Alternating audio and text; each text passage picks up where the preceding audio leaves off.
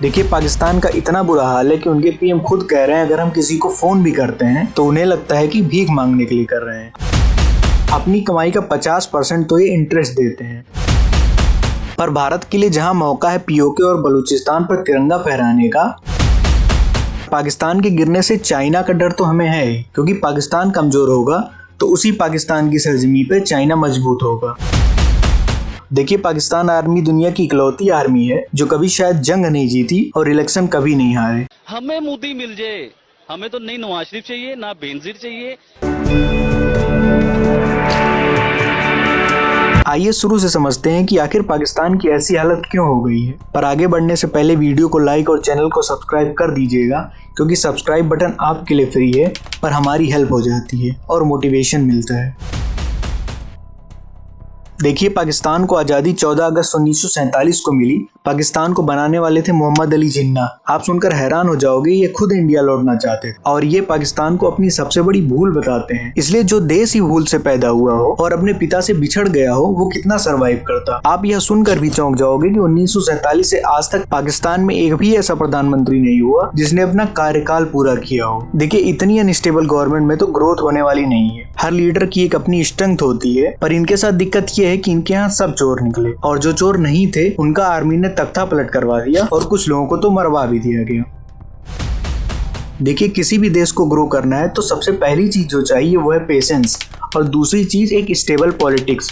पर यहाँ ऐसा कुछ नहीं था, क्योंकि यहाँ की आर्मी को और कुछ पॉलिटिशियंस को तो बस हिंद फतेह करना था। और यही पिक्चर में आता है अमेरिका, जो किसका दुश्मन है और किसका दोस्त उसको भी नहीं पता। इस कहानी में अमेरिका का दुश्मन था सोवियत यूनियन यानी रशिया, और अफगानिस्तान में अपना कंट्रोल पाने के लिए अमेरिका का एक बेटा हुआ मुजाहिदीन, जिसको पाला पाकिस्तान ने।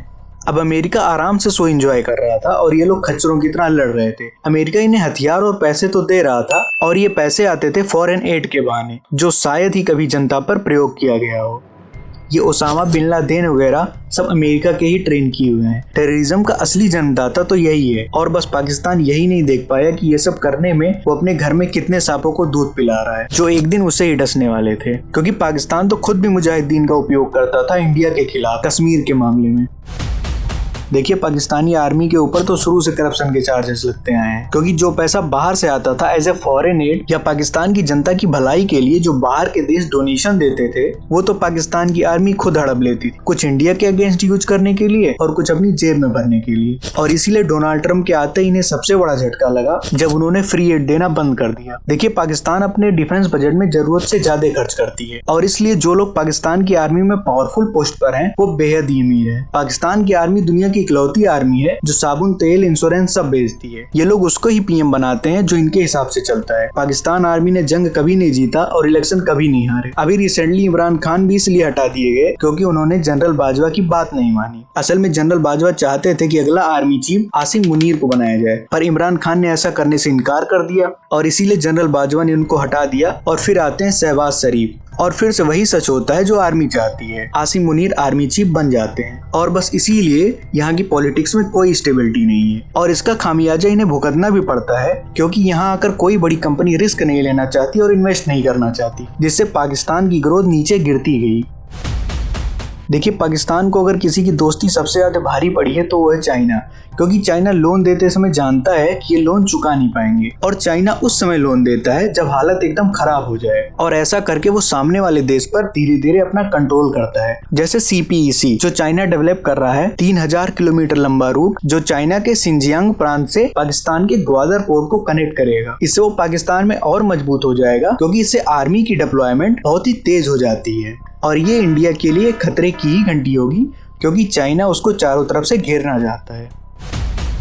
देखिए, अभी इनका इन्फ्लेशन 27% है, और जैसे ही इन्होंने चाइना जैसे देश से फिर से लोन लिया वो और बढ़ जाएगा। यहाँ नेचुरल गैस में जहाँ टैक्स 16% था वहाँ अब 112% है। 250 रुपए लीटर पेट्रोल, 260 डीजल, 210 दूध, 900 रुपए किलो चिकन, ये हाल है पाकिस्तान का। और गेहूं के लिए लड़ते तो आपने इन्हें देखा ही होगा, जिसमें कई लोग मारे भी गए।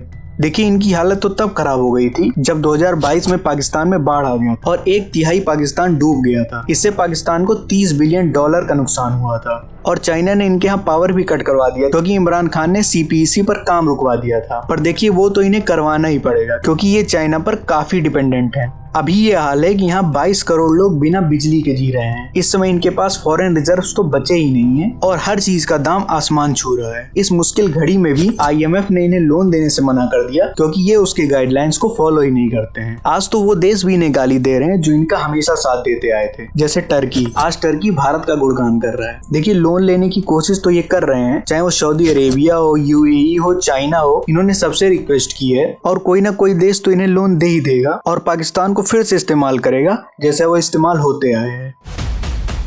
देखिए, पाकिस्तान के कमजोर होने से इंडिया को लाभ भी है और नुकसान भी। लाभ यहाँ है कि बलूचिस्तान में आग लगाई जा सकती है, POK पर भी झंडा फहराया जा सकता है, क्योंकि आज तो पाकिस्तान की भी जनता चाहती है कि वहाँ मोदी जी जैसा कोई लीडर हो। और कुछ लोग तो ये भी कहते दिखाई पड़ रहे हैं कि हमें इंडिया से अलग होना ही नहीं था और हमें इंडिया में मिल जाना चाहिए। हमें मोदी मिल जाए, हमें तो नहीं नवाज शरीफ चाहिए ना बेनजीर चाहिए। मैं कह रहा हूँ अल्लाह ना करता ऐसा होता ही ना, सारा पाक हिंद एक होता। आज आपको टमाटर 20 रुपए किलो मिलते, चिकन 150 रुपए किलो मिलता, पेट्रोल 150 रुपए लीटर मिलता आपको। और अगर हम नुकसान की बात करें तो यह है कि चाइना फिर से पाकिस्तान को लोन दे देगा, जिसकी वजह से चाइना पाकिस्तान में अपने आप को और मजबूत कर लेगा और इंडिया में और अंदर घुसने की कोशिश करेगा। इसीलिए कहते हैं कि अगर आपके पड़ोसी पावरफुल, सेल्फ डिपेंडेंट और ईमानदार हैं तभी अच्छा है। होप आपको वीडियो पसंद आया हो। यहाँ तक आ गए हैं तो वीडियो को लाइक, शेयर और सब्सक्राइब कर दीजिए। जय हिंद।